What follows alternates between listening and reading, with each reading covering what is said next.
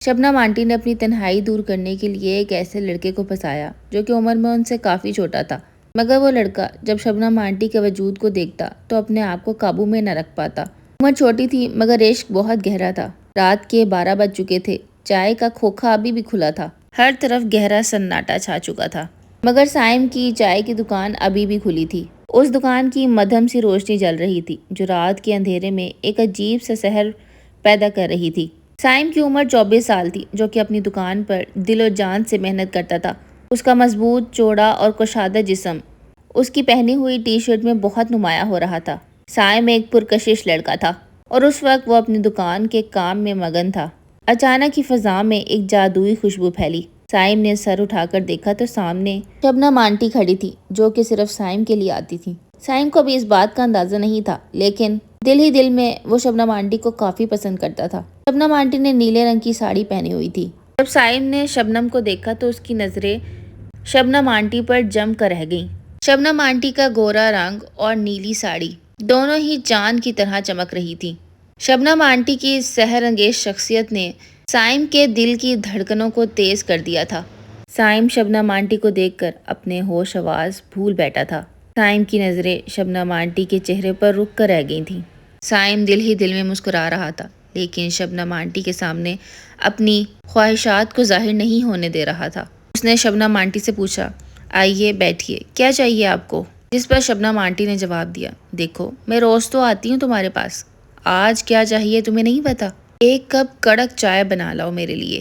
ہاں دیکھو میٹھا کم رکھنا، تمہیں پتا ہے نا زیادہ میٹھے سے میرے سر میں درد ہونے لگتا ہے۔ سائم شرماتے ہوئے بولا، جی مجھے پتا ہے، میں آپ کے لیے ابھی ایک مزیدار سی چائے بنا کر لاتا ہوں۔ سائم نے شبنم آنٹی کے لیے ایک مزیدار سی چائے بنائی اور ان کے سامنے پیش کی۔ شبنم آنٹی چائے کی چسکیاں لیتے ہوئے سائم کو گھورتی رہیں۔ تھوڑی دیر بعد سائم کو کہا کہ دیکھو دکان پر کوئی نہیں ہے، آ کر میرے پاس بیٹھ جاؤ، کچھ لمحے بات ہی کر لو۔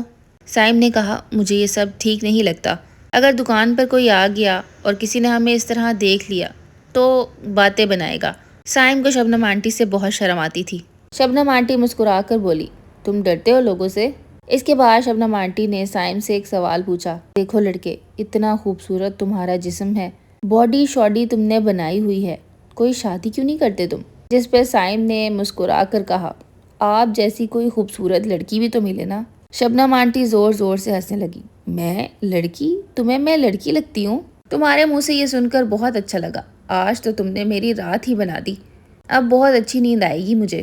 شبنم آنٹی سائم سے کھٹی میٹھی باتیں کرتے ہوئے۔ سائم یہ جانتا تھا کہ شبنم آنٹی گھر میں اکیلی رہتی ہیں، ان کے ہسبینڈ ایک بہت بڑے بزنس مین ہیں اور وہ کام کے سلسلے میں ملک سے باہر ہی رہتے ہیں زیادہ تر۔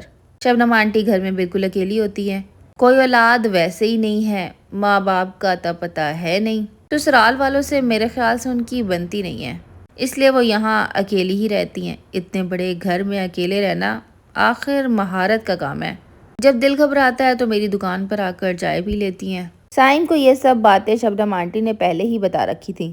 سائم اکثر ہی شبنم آنٹی کے چھوٹے موٹے کام بھی کر دیا کرتا تھا۔ آج وہ عاصم کی دکان پر بیٹھی ہوئی چائے پی رہی تھی، دونوں کی گفتگو بھی چل رہی تھی کہ اچانک آسمان پر گہرے بادل گرجنے لگے۔ دیکھتے ہی دیکھتے تیز بارش شروع ہو گئی۔ بارش اتنی تیز تھی کہ چند ہی منٹوں میں گلیوں میں پانی جمع ہو گیا۔ شبنم آنٹی کے لیے اس طوفان میں واپس گھر جانا ممکن نہیں تھا۔ غالباً انہیں اس تیز بارش سے ڈر بھی لگ رہا تھا، کیونکہ بجلی بہت زور سے چمک رہی تھی۔ وہ گھبرا کر بولیں کہ اب میں گھر کیسے واپس جاؤں گی؟ اس طوفانی رات میں لائٹ بھی چلی گئی ہے۔ سائم کھڑا یہ سارے حالات دیکھ رہا تھا، اس نے بڑی ہمدردی دکھائی اور دیسی انداز سے بولا، آنٹی باہر طوفان بہت زیادہ ہے، آپ کہیں تو میں آپ کو گھر چھوڑ آتا ہوں، میرے پاس چھتری ہے، ہم دونوں چلتے ہیں، گھر تو قریب ہی ہے، میں فوراً چھوڑ کر واپس آ جاؤں گا، اگر آپ اس طرح جائیں گی تو ہو سکتا ہے اندھیرے میں کہیں گر بھی جائیں۔ اس کے بعد سائم نے اپنی چھتری نکالی اور دکان بند کی اور وہ دونوں ہی ایک ہی چھتری کے نیچے اکٹھے گھر کی طرف چل پڑے۔ گھر قریب ہی تھا، وہ جلدی پہنچ گئے۔ سائم پوری طرح سے بھیگ چکا تھا، شبنم آنٹی کے بھی کپڑے بہت گیلے تھے۔ شبنم آنٹی نے کہا، تم اندر آ جاؤ، میرے پاس کچھ کپڑے رکھے ہوئے ہیں، تم وہ بدل سکتے ہو، تم نے میری آج بہت مدد کی ہے، دیکھو گھر میں لائٹ بھی نہیں ہے۔ اس کے بعد انہوں نے اپنے موبائل کی ٹارچ آن کی، سائم کو الماری سے کپڑے نکال کر دیے اور کہا، یہ بدل لو، دیکھو مجھے بیماری سے بچاتے بچاتے کہیں خود بیمار نہ ہو جانا۔ شبنم آنٹی نے کہا، تم کپڑے بدل لو، میں ابھی ذرا چینج کر آتی ہوں۔ اس کے بعد وہ تقریباً آدھے گھنٹے تک غائب رہیں۔ گھر میں اندھیرا تھا، میرے موبائل کی بیٹری بھی ختم تھی، اس لیے فلیش لائٹ بھی نہیں جل رہی تھی اور اپنا موبائل وہ ساتھ ہی لے گئی تھی۔ اتنے میں مجھے قدموں کی آواز آئی، جیسے کوئی چلتا ہوا میرے پاس آ رہا ہے۔ ہلکی سی روشنی بھی نظر آنے لگی تو وہ شبنم آنٹی تھیں، جو کہ اپنی ریڈ کلر کی نائٹی میں اپنے کمرے سے باہر نکلی تھیں۔ میں نے جب انہیں دیکھا تو وہ بہت خوبصورت لگ رہی تھی۔ میں نے کہا نیلے رنگ میں بھی کمال لگ رہی تھی، اب جب لال رنگ پہن کر آئی ہیں تو اور بھی خوبصورت لگ رہی ہیں۔ آخر یہ ہے کیا چیز، بلا ہے کیا کوئی؟ میری نظریں آخر شبنم سے ہٹتی کیوں نہیں ہیں؟ سائم اپنے دائرے میں رہنا چاہتا تھا، لیکن شبنم آنٹی کا سحر سائم کو مسلسل پاگل کر رہا تھا۔ شبنم آنٹی سائم کے پاس آئی اور اسے کہنے لگی، سائم تم ٹھیک ہو نا؟ تمہیں سردی تو نہیں لگ رہی؟ اگر سردی لگ رہی ہے تو بتاؤ، میں اندر سے کمبل لے آتی ہوں۔ مجھے لگتا ہے آج رات تمہیں نہیں جانا چاہیے، تم یہیں رہو۔ گھر پر لائٹ بھی نہیں ہے، مجھے بھی بہت ڈر لگ رہا ہے، اب نہ جانے پتہ نہیں یہ بجلی کب آئے گی۔ باہر تو بہت تیز بارش ہو رہی ہے، تم بھی واپس نہیں جا سکتے۔ وہ رات ان دونوں نے ساتھ گزاری۔ ساری رات انہوں نے بیٹھ کر بجلی آنے کا انتظار کیا اور نیند تو دونوں کی آنکھوں سے ہی غائب تھی۔ سائم کو ہلکی ٹھنڈ لگ چکی تھی، اس کو زکام ہو رہا تھا۔ شبنم آنٹی نے اس کا بہت خیال کیا۔ اس کے بعد ان دونوں نے بیٹھ کر پھر سے باتیں کرنا شروع کر دی۔ وہ دونوں ڈرائنگ روم میں صوفے پہ بیٹھے تھے۔ شبنم آنٹی اپنی کچن سے کچھ کھانے پینے کا سامان لے آئی تھیں۔ انہوں نے ایک موم بتی جلائی اور ہم دونوں اس موم بتی کے گرد بیٹھ کر وہ کھانا کھانے لگے۔ معلوم ہوتا تھا جیسے کوئی کینڈل لائٹ ڈنر کر رہے ہوں۔ سائم کی شرم آہستہ آہستہ ختم ہو رہی تھی۔ شبنم آنٹی کی آنکھوں میں ایک گہری اداسی تھی۔ ان کی آنکھیں یہ صاف بتا رہی تھیں کہ انہیں کسی کی تلاش ہے، کیونکہ ان کے شوہر ان کے اوپر خاص توجہ نہیں دیتے۔ خالی پیسے ہی تو ساری خلا پوری نہیں کر سکتے نا۔ وہ ایک ٹوٹی ہوئی، خالی اور اکیلی عورت محسوس ہوتی تھی۔ مجھے بھی ان سے بہت ہمدردی تھی، مگر میں پھر بھی یہی چاہتا تھا کہ اپنی حدود میں رہوں۔ اس اندھیرے میں شاید انہوں نے آج اپنی ساری حقیقت کھول کے رکھنی تھی۔ انہوں نے مجھے بتایا کہ وہ کتنی اکیلی ہیں۔ وہ سارا دن اس گھر میں اکیلی رہتی ہیں اور رات کو جب اپنے بستر پر سونے کے لیے جاتی ہیں تو تنہائی انہیں کاٹنے کو دوڑتی ہے۔ شبنم آنٹی نے میرا ہاتھ تھاما اور مجھے اپنی ساری حقیقت بتانے لگی۔ میں ان کی یہ تمام باتیں بہت غور سے سن رہا تھا۔ ان کی باتیں میں سنتا رہا اور وہ اپنی دکھ بھری داستان مجھے سناتی رہیں۔ اس کے بعد میں نے انہیں تسلی دی اور اپنے گلے سے لگایا اور انہیں یہ یقین دلایا کہ میں ان کے ساتھ ہوں۔ میں نے جب انہیں اپنے گلے لگایا تو وہ پھوٹ پھوٹ کے رونے لگی، مانو جیسے کوئی بچہ رو رہا ہو۔ تنہائی اور اکیلے پن نے ان کا جینا دوبھر کر رکھا تھا۔ ویسے تو وہ ایک اچھی خاتون تھی، لیکن تنہا رہ رہ کر ان کی حالت خراب ہو رہی تھی۔ میں نے انہیں یقین دلایا کہ میں آپ کے ساتھ ہوں اور میں روز آؤں گا۔ اس کے بعد ہم دونوں بیڈ روم میں چلے گئے۔ ساری رات میں نے ان کے ساتھ ہی گزاری۔ اس رات کے بعد ہم دونوں کی ہی زندگی بدل گئی۔ میں روز ان کے گھر جاتا۔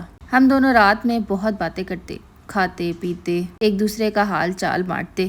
کچھ عرصہ ایسے ہی گزرا۔ اس کے بعد مجھے میرے گاؤں سے میری اماں کی کال آئی۔ مجھے کہتی کہ واپس آ جاؤ، ہم نے تمہاری شادی کرنی ہے۔ میں نے کہا شادی؟ میں شادی کیسے کر سکتا ہوں؟ یہ سوال میں نے خود سے کیا۔ اگر میں شادی کر لوں گا تو شبنم کا کیا ہوگا؟ اس رات میں نے جا کر شبنم کو یہ ساری بات بتائی کہ کس طرح اماں میری شادی کرنا چاہتی ہیں۔ شبنم نے مجھے تسلی دی اور کہا کہ تم جاؤ، وہاں پر شادی کر لو، لیکن جب تمہیں میری یاد ستائے تو تم میرے پاس آ جایا کرنا۔ میں نہیں چاہتی کہ تم میری وجہ سے اپنی زندگی بھی خراب کر لو۔ میں نے تو جیسے تیسے اپنی زندگی گزار ہی لی ہے۔ تم آرام سے اپنے گاؤں جاؤ، اپنی اماں کی بات مانو اور شادی کرو۔ دیکھو اگر پیسوں کی ضرورت ہو تو مجھ سے لے لینا، آخر میں نے اتنے پیسوں کا کیا کرنا ہے، اکیلی عورت ہوں۔ اگر میں تمہارے کام آ سکوں گی تو مجھے بہت اچھا لگے گا۔ آخر تم نے بھی تو میرا اتنا ساتھ دیا ہے، میری تنہائی مجھ سے بانٹی ہے اور میرا اتنا خیال بھی رکھا ہے۔ اس کے بعد میں نے اپنی دکان بند کی اور یہی سوچا کہ واپس آ کر دوبارہ سے دکان کھولوں گا۔ کبھی کبھی گاؤں چلے جایا کروں گا اپنی بیوی کے پاس، لیکن یہیں رہوں گا شبنم کے پاس۔ شبنم کو اس سے گہری محبت ہو چکی تھی اور وہ شبنم کے سحر سے نہیں نکل سک رہا تھا۔ وہ گاؤں گیا، اس نے شادی کی، لیکن اس کو پھر بھی اپنی بیوی اچھی نہ لگی۔ اس کے دماغ میں ابھی بھی صبح و شام شبنم ہی چلتی تھی۔ اس نے کچھ عرصہ گاؤں میں گزارا اور اس کے بعد وہ واپس آ گیا، اپنی دکان کھولی اور وہ ابھی بھی شبنم سے ملتا ہے۔ شبنم نے کبھی بھی اس کے ساتھ زبردستی نہیں کی، بس اپنا اچھا ٹائم گزارا اور اپنی تنہائی بانٹی۔ اس کے علاوہ اسے سائم سے کوئی بھی غرض نہیں تھا۔ وہ نہیں چاہتی تھی کہ سائم میری وجہ سے اپنی زندگی خراب کرے۔ اسی وجہ سے اس نے سائم کو شادی کی اجازت بھی دی تھی۔ شبنم بیگم کے شوہر بھی واپس آ گئے، مگر شبنم ابھی بھی سائم سے ہی محبت کرتی ہے، کیونکہ سائم نے اس کا اس وقت میں ساتھ دیا جب وہ بالکل اکیلی اور تنہا تھی۔ अभी भी जब शबनम बेगम का शौहर घर से बाहर होता है तो शबनम साइम को बुलाती है और वो दोनों साथ में अच्छा वक्त गुजारते हैं, ढेरों बातें करते हैं और एक दूसरे को जीने का सहारा देते हैं। आपको ये स्टोरी कैसी लगी ज़रूर बताइएगा। स्टोरी पसंद आई हो तो चैनल को लाइक शेयर और सब्सक्राइब भी ज़रूर कीजिएगा। मिलूंगी नेक्स्ट वीडियो में। अल्लाह हाफिज़।